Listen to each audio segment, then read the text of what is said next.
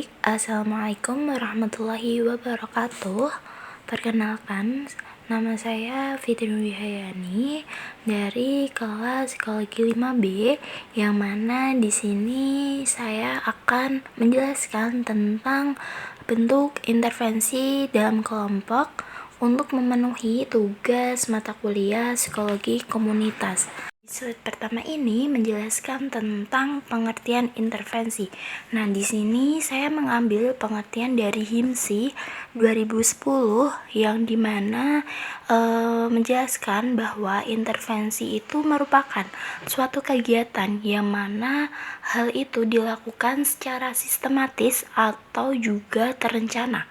Nah, hal ini itu berdasarkan pada hasil asesmen untuk mengubah keadaan seseorang, kelompok, ataupun masyarakat yang akan menuju pada perbaikan ataupun mencegah adanya sebuah memburuknya suatu keadaan, yang dimana hal ini itu sebagai adanya usaha preventif ataupun kuratif. Sendiri itu merupakan sebuah adanya bimbingan atau penyuluhan yang diberikan dengan tujuan untuk dapat mencegah adanya timbulnya sebuah kesulitan-kesulitan pada individu atau diri sendiri. Nah, untuk mencegah ini bisa dibilang kayak seperti lebih baik mencegah daripada mengobati. Nah, mencegah ini juga dapat diambil dari lingkungan sekitar ataupun komunitas organisasi yang telah diikuti individu tersebut, yaitu dengan cara seperti kayak mengambil hal-hal positif dan juga meninggalkan hal-hal yang negatif. Karena kita sebagai individu, kalau kita sering mengambil hal-hal negatif, itu juga tidak baik untuk diri sendiri. Nah, sedangkan kalau kita lebih mengarah ke hal-hal positif, pasti itu juga memberikan dampak positif pada diri sendiri. Nah, sedangkan kalau kuratif itu seperti adanya sebuah pencegahan atau penyelesaian dari suatu kesulitan yang sedang dihadapi oleh suatu individu. Nah, pasti dalam sebuah organisasi ataupun komunitas tidak akan ada yang namanya itu kayak seperti bebas dari adanya sebuah kesulitan, ya. Pasti ada beberapa hal yang mungkin dari individu itu merasa sulit. Nah, hal itu tuh dapat dicegah atau diselesaikan secara bersama-sama di dalam organisasi atau di dalam komunitas tersebut. Yaitu ada intervensi dalam bidang psikologi yang dapat dibentuk menjadi 3 menurut HIMSI 2010, yaitu ada intervensi individu, intervensi kelompok, intervensi komunitas. Nah, kalau intervensi menurut individu itu tuh lebih berfokus pada hubungan interpersonal, atau di dalam intervensi ini sendiri itu tuh cuma terdapat 2 subjek, yaitu adanya klien dan juga terapis. Sedangkan kalau intervensi kelompok itu tuh dia secara bersama-sama, yang dimana dalam intervensi kelompok ini biasanya itu terdiri dari 5-10 orang, dan juga hal ini tuh kayak didampingi oleh adanya ahli yang sudah profesional ataupun psikolog ataupun terapis. Sedangkan kalau intervensi komunitas itu tuh adanya sebuah pendekatan terhadap kesehatan mental yang menekankan pada peran daya lingkungan. Dalam intervensi komunitas itu terdapat 2 konsep yang sangat melekat pada pendekatan komunitas lainnya. Yang pertama itu ada pencegahan. Nah, pencegahan sendiri ini itu tuh terdapat 3 jenis pencegahan. Yang pertama itu ada primer, sekunder, dan juga tersier. Nah, primer sendiri itu merupakan adanya upaya untuk melawan keadaan yang mana untuk memungkinkan timbulnya gangguan sebelum terjadi. Jadi primer itu lebih menekankan pada gangguan yang belum terjadi. Jadi hal ini tuh bisa dicegah gitu. Nah, sedangkan kalau sekunder itu tuh suatu usaha diagnosis dini terhadap suatu keadaan untuk bertujuan dapat dilakukan terapis. Nah, jadi kalau si sekunder ini itu dia sudah ada diagnosis secara dini. Jadi dia tuh kayak bisa dilakukan terapis. Jadi kan kalau kita sudah tahu kan hal apa yang akan dilakukan selanjutnya supaya diagnosis ini atau kayak penyakit, contohnya ya, penyakit ini itu dapat diatasi secara baik gitu. Jadi kita tahu kedepannya itu harus gimana gitu supaya lebih membaik gitu. Sedangkan kalau tersier ini itu adanya upaya untuk rehabilitasi terhadap suatu penyesuaian kembali pada suatu individu yang memiliki trauma gangguan yang lainnya, yang mana hal tersebut itu pernah dialami. Jadi kalau tersier ini tuh lebih ke pemfokusan untuk berobat ataupun untuk terapis dengan cara bisa dengan rehabilitasi supaya trauma yang dimiliki itu perlahan-lahan itu tuh kayak bisa diatasi oleh dirinya gitu.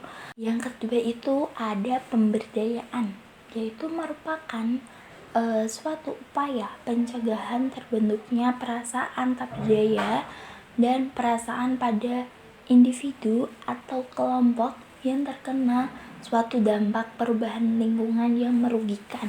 Contohnya itu kayak seperti adanya penggusuran lahan, yang mana dalam masyarakat ataupun suatu komunitas itu tuh harus mulai beradaptasi dengan lingkungan yang baru. Nah, hal ini tuh mungkin bisa diberikan suatu kayak pelatihan pemberdayaan seperti kayak menanam suatu biji-bijian, yang mana hal ini itu dapat memberikan benefit untuk masyarakat sekitar gitu. Selanjutnya itu ada model intervensi komunitas. Nah, yang pertama itu ada locality development atau pengembangan masyarakat lokal. Nah, dalam hal ini itu diterapkan pada masyarakat yang mengalami anomi atau kacau tanpa adanya sebuah peraturan dan kehilangan etika. Nah, dan kemungkaran sosial. Nah, tujuan utama dari hal ini itu untuk dapat meningkatkan kemandirian masyarakat dalam mengembangkan kapasitas dan juga adanya kayak proses penyatuan. Contohnya seperti dalam sebuah komunitas atau masyarakat tertentu memberikan adanya penyuluhan atau diberikan adanya bibit, yang dimana bibit tersebut dapat ditanam secara bersama-sama. Nah, hal ini itu dapat meningkatkan adanya kemandirian dalam masyarakat tersebut. Nah, dari bibit ini dapat dikembangkan lagi menjadi salah satu mata pencarian dari masyarakat tersebut juga. Nah, oleh karena itu dari bibit ini dapat menimbulkan adanya seperti penyatuan atau kerukunan dalam masyarakat tertentu tentunya.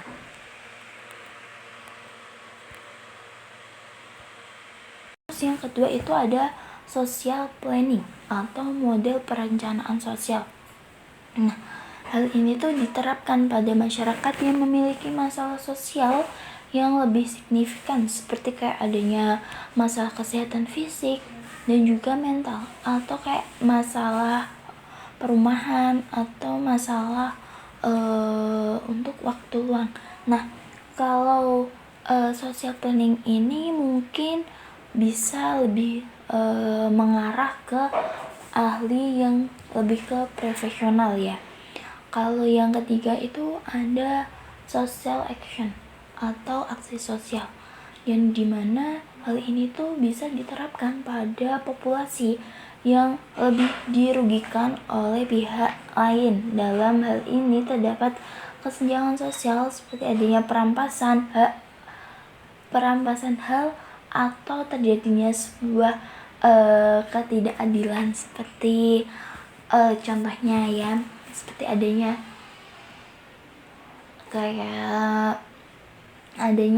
kerugian yang dialami masyarakat gitu, adanya seperti penggusuran lahan gitu, yang dimana mungkin dari beberapa masyarakat merasa terugikan gitu, karena mungkin dia harus beradaptasi lagi dengan lingkungan barunya, atau mungkin ada beberapa yang tidak rela ya, karena mungkin di lahan itu memiliki kenang-kenangan atau cerita yang lebih mendalam di individu atau keluarga tersebut yang terkena dampak penggusuran tersebut gitu. Selanjutnya itu ada metode yang digunakan dalam intervensi. Yang pertama ada psikoedukasi. Nah, psikoedukasi sendiri ini merupakan sebuah adanya kegiatan yang dilakukan untuk meningkatkan adanya sebuah pemahaman atau keterampilan sebagaimana usaha untuk mencegah dari munculnya suatu meluasnya gangguan psikologis. Nah, dalam psikoedukasi ini dibagi menjadi dua, yaitu ada psikoedukasi pelatihan dan psikoedukasi tanpa pelatihan. Nah, dalam psikoedukasi pelatihan ini melibatkan adanya pelatihan, bisa mencakup seperti program-program yang telah direncanakan untuk dapat meningkatkan adanya sebuah keterampilan pada suatu individu atau suatu kelompok. Nah, pengetahuan dalam pelatihan ini seringkali melibatkan adanya sebuah interaksi langsung, kayak seperti adanya workshop atau sesi praktek yang mungkin dalam peserta ini itu dapat belajar melalui adanya pengalaman tersebut. Nah, sedangkan dalam psikoedukasi tanpa pelatihan ini itu lebih mengarah ke sesi yang praktis atau pelatihan secara formal. Nah, proses ini tuh kayak lebih berfokus pada adanya penyampaian informasi dan pemahaman teoritis. Nah, tahapan yang biasanya dilakukan yaitu seperti adanya psikoedukasi ini tuh kayak asesmen atau perencanaan program pada suatu komunitas atau suatu organisasi tertentu. Nah, selanjutnya itu yang kedua ada konseling. Nah, konseling ini itu lebih mengarah ke adanya suatu kegiatan yang dilakukan untuk mengatasi masalah baik secara personal, pendidikan, atau pekerjaan, yang mana hal ini itu berfokus pada pengembangan potensi yang positif yang dimiliki klien, atau dalam hal ini juga bisa disebut dengan subjek yang dapat menjadikan adanya layanan konseling dalam psikologi, atau dalam hal ini itu bisa disebut juga dengan klien. Nah, yang terakhir itu ada terapi. Nah, terapi ini merupakan suatu kegiatan yang dilakukan untuk proses penyembuhan dari adanya gangguan psikologis atau masalah yang ada pada diri individu atau diri pribadi dengan menggunakan prosedur baku berdasarkan pada adanya teoris atau adanya relevan dengan ilmu psikologis. Nah, dalam hal ini terapis itu lebih mengarah ke hal-hal yang dimana individu ini diberikan penanganan pada seorang yang sudah ahli seperti psikolog, terus ataupun yang lainnya. Cukup sekian dari saya, kurang lebihnya saya mohon maaf apabila ada tutur kata saya yang kurang enak di hati atau cara penjelasan saya kurang dapat dipahami, saya mohon maaf. Billahi taufiq wal hidayah. Wassalamualaikum warahmatullahi wabarakatuh.